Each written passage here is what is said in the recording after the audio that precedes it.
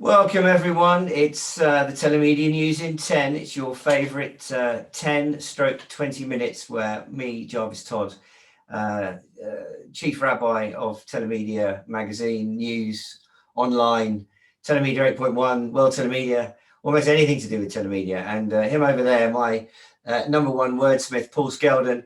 He's the man who sticks all of those wonderful words of wisdom into all of those fantastic Telemedia channels that we lovingly nurture throughout the year.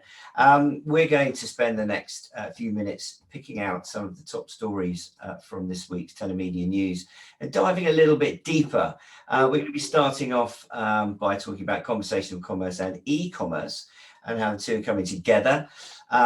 It may appear to be something that is a recurring theme, but I think when we go into some of the research that's come from Juniper, you'll see why we're touching on it again this week. We're then going to talk about regulation, content monitoring and moderation. Don't worry, we'll make it interesting because I know that can be a bit of a switch off, but a word of warning to some of the UK businesses that still don't think that anything to do with EU regulation is anything to do with them. It's a mistake, I'm telling you. And then we're going to finish up with a really interesting story about how core telemedia companies are changing or adopting interesting strategies when it comes to mergers and acquisitions. And I also want to say, Paul, I've been listening to lots of podcasts over the last 2 weeks, which means that my style, I'm hoping, will be infinitely more professional than it has. Excellent. Well, that's good to know. That's good to know. Yes, I haven't been listening to as many podcasts as you, so mine, I imagine, will be its usual fairly amateurish self. Well, let's talk about conversational commerce, which is apparently going to deliver $290 billion globally by 2025. And this is coming from another report from those fantastic guys over at Juniper, called Conversational Commerce, a Market Outlook, Emerging Opportunities and Forecasts 21 to 25. Conversational commerce is worth 41 billion now, set to go to 290 billion in just 5 years. And some interesting analysis there that perhaps we haven't seen from some of the conversational commerce champions like Centilli. So this puts a research spin on it. Tell us what you thought about that. Yeah, well, it's interesting, I thought, because we've been talking about conversational commerce for well over a year now. I mean, we've been sort of moving towards it, I think, for some time, but we've been talking specifically about conversational commerce as a thing for over a year, and now obviously it's reached the mainstream with the likes of Juniper actually looking at what it's worth and where it's going. So that was the first reason that I thought this was interesting. I think the predictions of how large it's going to be are also quite interesting too. 290 billion by 2025 is, that's a lot of money. However, I think while the Juniper report does go into a lot of areas, as you say, that we haven't sort of explored as much in this area, like sort of chatbots and the sort of regional differences we're going to see and which apps are driving this. What I think is perhaps possibly missing from this is the fact that I think we're going to see a lot more of a role for telemedia companies, especially those that are sort of building these sort of content platforms as a service idea to service conversational commerce, getting more into e-commerce, which of course is a multi-trillion-dollar industry. Now, obviously, we're not going to see all of that money coming through sort of telemedia billing and marketing channels, but I think it's got a big chunk that it can take from that. And we talked last time on this about the deal Democo did with Sign to sort of do direct bank transfers via e-commerce. And we've also talked a few months ago about Democo making mobile network operators in Germany payment agents. Now, what all this means is that suddenly that particular company is able to offer quick, seamless, frictionless mobile payments for real world goods, which opens it up to proper e-commerce, not just sort of digital e-commerce. And I think combining that with the power of RCS messaging and chatbots and all the other things that Juniper rightly bring out in their report makes this a really big and interesting play. And I think this is a significant moment in the sort of telemedia journey, because it suddenly is now on the brink of doing something, quite a leap by a factor of many tenfold in terms of the size of the market and the revenues that these companies can now handle and the kind of companies they're going to work with. Yeah, for sure. Well, I mean, on that Democo story, because we did, as you say, it was hot off the press last time we spoke, so we didn't. And I know you hadn't really had a chance to dive deeper, and I've had another look at that, and it did sort of occur to me. One of the themes that you will often bring up is how you feel that the MNOs are sort of always a little bit behind the curve, which is a sort of constant frustration for the industry for a whole range of different applications. But what it seems to me as though with the Democo and the deal that they've done with SignD, using the banks and using the phone to authenticate the bank transfer, it's really the banks have just stepped in, and it's like direct carrier billing, only with a bank instead of a mobile network operator. And if that, with all the same benefits that DCB has, and if that really catches on, this could be another huge own goal for the MNOs, who have, arguably not been as proactive as they should have been for DCB, right? I think so. I think that's a very good point. And for something to move slower than a bank, it's a bit sort of like a bit unusual and a bit depressing. But yes, I mean, I think network operators shouldn't give them too much of a kicking. It is difficult to proceed with these things, and I think many network operators don't see this as their core business, obviously. But I think if we do see this shift into telemedia type things and mobile payments, frictionless mobile payments is what we're really after. Forget the idea of DCB or how it happens. What we're really looking for is frictionless mobile payments, particularly directly from mobile messaging and mobile engagement. If it gets into the e-commerce world and becomes the way people pay for stuff, like they increasingly do with WeChat in China, which is now one of the biggest brands in the world and bigger than 3 massive banks in China in terms of its size and market capitalization. If it gets into these sorts of things, then it's suddenly going to be much more important to network operators. So I think they need to take heed now that this is going in that direction. Well, going back to that Juniper report, and they talk about China, Japan, and South Korea really leading the way, and how, because they're already so far advanced with the sort of chatbot back-end technology, that they reckon that 145 billion is going to be processed by 2025 using chatbots, which will represent probably about 90% of that particular sector. So yeah, I mean, that's obviously an interesting indicator. And I think also, with going back to that Juniper report, it's the first time with regards to conversational commerce we talked about, or they really identified revenue share opportunities, which of course is a business model which has underpinned the telemedia sector from day one, really. So lots to be quite optimistic about, I think, there. Absolutely. Which brings us neatly, I'm going to ring my little bell for our next story. Well, hold on a second, because that's not really fair, because I should have the bell. I just wanted to say that if you're interested, if any of our viewers, and some of them are live, Paul, we're actually now going live. We are live, yes, we're live on YouTube. Hello, everyone. Hello, YouTube. There are a couple of very interesting sessions on the TeleMedia 8.1 platform deal with conversational comments. There are more than 2, but I picked out 2 in particular. One is RCS messaging, enabling brands to monetize, which is hosted by the wonderful Nick Millwood, who's the VP of Engage, if they're still called Engage, because they got bought the other day. The other one is commerce on messaging platforms, which is my good self talking to Oliver Latant, the COO at Centillion. He certainly knows his way around CC. And there's also this very week a fantastic Meet the People interview, which is currently in the news section of TeleMedia Online, and you can also find a link to that on my LinkedIn profile posting from the previous week. And it's an interview with Dina Jawensky Farasic. Oh, I really hope I got that right. She's the SVP of Marketing at Centilli. And I was struck.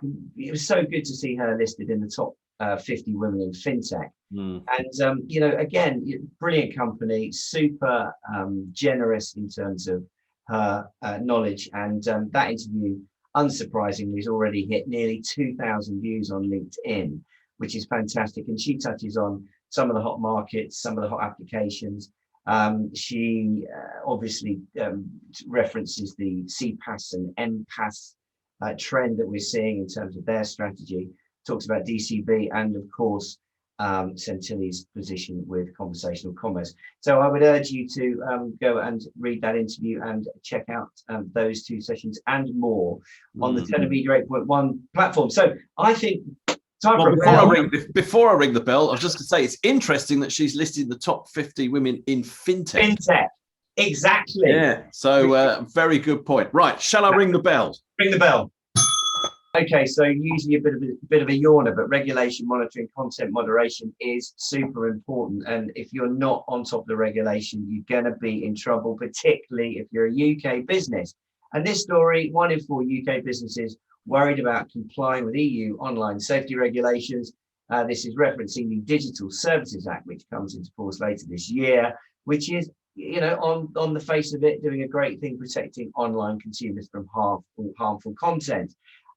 But Paul, it's significant implications for UK businesses that aren't on the board. Well, it's got interesting implications, I think, for all businesses. For all businesses, you could just end it there, but particularly in our industry, because it's the EU seeking to regulate what goes on the internet.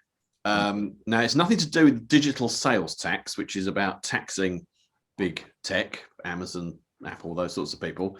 But I think it's related because it's another prong. The EU is going to war on big digital, I think.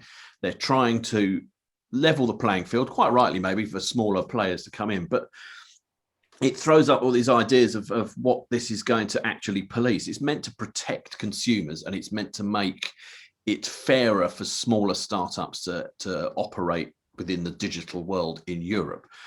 Now, it seeks to sort of police everything. It's very vague. There's a load of stuff about it on the EU's website, which I read this morning, which took me hours. And I realised by the time I got to the end, I don't really know that much more about it by the time I got to the end than I did when I started. But it's a putative thing that's being worked on as we speak. But it seeks to regulate how content and services and stuff that's sold is all regulated, so that, you know, it's not, you know, they're not selling, you know, illegal stuff. It's not sort of damaging. It's all those sort of things that we worry about, particularly as parents, about what the internet can do to our children. We think, but that is such a massive undertaking and almost impossible to do. To get 27 different governments to agree, it is going to be really hard. And I do fear that, you know, it's either going to be rushed through and be a bit of a fudge that will have loads of holes in it and we won't really know what we're doing. Or it's just going to take forever to ever actually be knocked into shape and implemented, by which time everything has moved on. I think what's interesting in light of what we're talking about just now about conversational commerce is that the conversational commerce thing has become a massive opportunity for the companies in TELEMEDIA and elsewhere. And quite rightly, they're throwing a lot into it. They're growing. It's taking off. This could possibly put a bit of a kink in its gallop and slow it down, should the rules be a little bit difficult.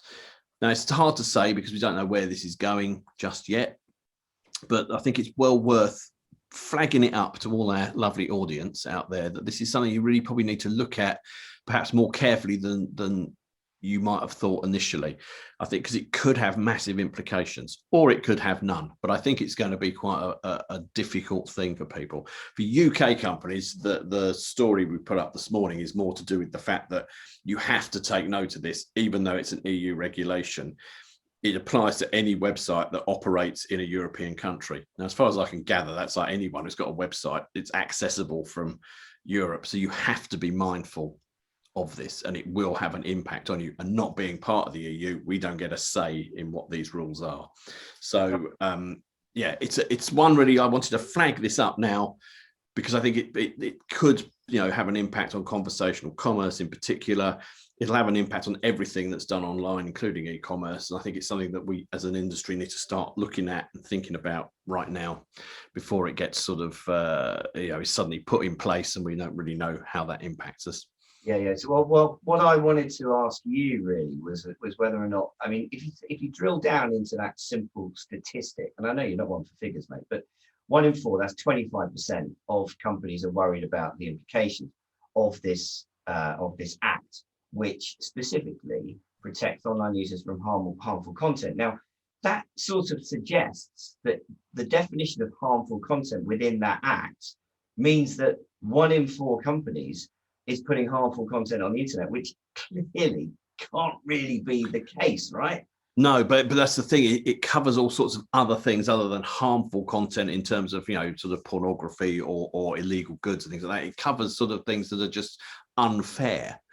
And it also, interestingly, which we need to do a bit more research into this, I have to say, but I noticed not long before we came on air that it also covers the use of algorithms in marketing. Now, this has become a bit of a sort of pet subject of mine of late here in the Skeldon household, but there's an excellent documentary on Netflix called Coded Bias, which is about algorithms and how they are biased and the terrible things they can do. There's also another documentary on Netflix called The Social Dilemma, which also touches on the power of algorithms and the power of artificial intelligence. And I think this act seeks to try in some way and temper that. Now, that's a big undertaking. Now, I wonder if whether these 25% of companies who are worried about it are not worried about it because they're all doing illegal things. It's because of they might be the 25% who have looked at this and read the entire massive document, got to the end and thought, oh, our algorithms might come under that. And so that's why they're concerned. Yeah, no, I think you're absolutely right. I mean, I'd also throw a documentary called Hypernormalization in there as well, which also talks about the road to the algorithm. So there you go. There's a bit of background. They're really well. They're worth watching. They're good. Yeah. All 3 of those documentaries are really good, and they really made me think. Well, I'll tell you what else is worth watching, Paul. If you go back to, forget Netflix, go to TELEMEDIA 8.1, because this particular story also talks about, the implied importance of content moderation. There's an excellent session called Marketing and Product Development, which, this was done a few weeks just before Christmas by Anastasia Belus, the COO of New Media Services. And that's a session which, talks about how, technology is essential now in terms of monitoring content, because it is a much bigger task than it ever was, back in the days when life was much simpler. So that throws up like the algorithms and AI that's watching the content. How do we, how does it decide what's good for me and not good for me? It's a thorny subject. I think something that probably will eventually need regulating, but whether the EU is the body to do that, I don't know. Ring the bell, Paul. Okay, so finally, it's been an interesting 12 months in terms of mergers and acquisitions. We predicted back, before Christmas that we're going to see more of it, and goodness me, this year has been just non-stop. It's been a spending spree. This particular acquisition interested me enormously. Infobip has acquired Europe's largest tech conference. No, it's not World Telemedia. It's Shift. And what they've done is they bought this conference with a view to creating a developer experience department within Infobip while still running these conferences. So, what were your observations on this one, Paul? Well, yeah, it appeared as a sort of minor but interesting story that was worth putting up on the website because it was about Infobip, which is, as you say, one of the sort of great telemedia players. But sort of going through it and doing a bit more research while writing the story, I think this is really quite an unusual and quite an interesting development. It's bought a developer conference, basically. And I think it's trying to create sort of not just the products that it sells, but a whole sort of kind of developer ecosystem and environment to sort of encourage, more development of great services. It's a bit like the sort of, Apple basically is the company that does this sort of thing. It's that sort of idea. I thought, no disrespect to Infobip, but they're a lot smaller than Apple. We think, good on you for having this sort of vision to create something more than just being a sort of product and service company, to actually look at how that can work with development and creating the next sort of level of content and services. And again, it brings in sort of working with fintech and AI and all that kind of stuff, which is, you know, back neatly to where we started our live broadcasts today. Indeed. In that it's really shifted in the past few months. This whole industry has really shifted into a different place. Yeah. And I think this is a wonderful example of a company doing something really quite creative with its M&A strategy, and you know, it's one to watch. Be really interested to see where this goes, because I think some really interesting stuff could come out of this. Well, you know what, Paul, I mean, we need to go, because I can see that my phone is buzzing, and I imagine that there's all manner of payment gateways, service providers, aggregators, content owners that are just looking to pick up a trade event with a media service that would just be such a great. But what they could do is I noticed that Ivan Berzin, who's from Shift, has joined Infobip with the best name ever. Hasn't he? Chief Developer Experience Officer, the CDO. Brilliant, isn't it? Oh, I just loved it. Chief Developer Experience. So I thought, if indeed, you know, I accept any of the offers that are no doubt going to be flooding in after this, I could be head of e-commerce regulation, payment and entertainment services, or herpes for short. So anyway, but I mean, it's up for negotiation, Paul. I think that's the one. Well, you know, we've been doing this for 25 years. Maybe this is it. Yeah, all for sale. Right. Listen, I'm thrown in free like a lucky gonk. You just ruined the deal. Okay, mate. Listen. Well, I don't have to be thrown in for free. I can just be crying on the outside the office of whoever buys it. We'll pay you wherever everyone's got a price. Listen, mate. Thanks very much. I'm going to ring my bell one more time, just for the hell of it. See you later, everyone. Take care, everyone.